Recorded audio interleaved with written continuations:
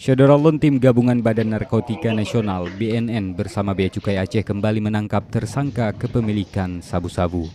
Pada operasi kali ini petugas mengamankan 4 tersangka berikut barang bukti sabu-sabu. Keempat tersangka adalah Munzir, Zahari, kemudian Mulyadi alias Adam dan Abdullah.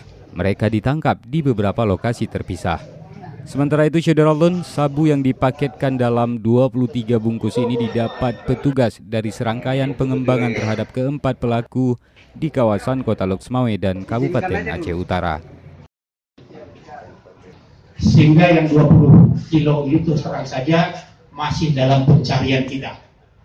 Kemudian di tangan yang bersangkutan hanya kita temukan sedikit sekali di plastik bening.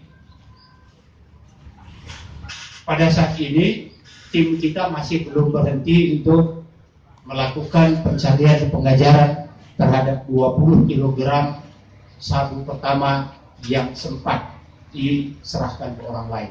Dari Kuala Simpang, Muhammad Nasir, Serambi On TV. Kasus ini di samping barang bukti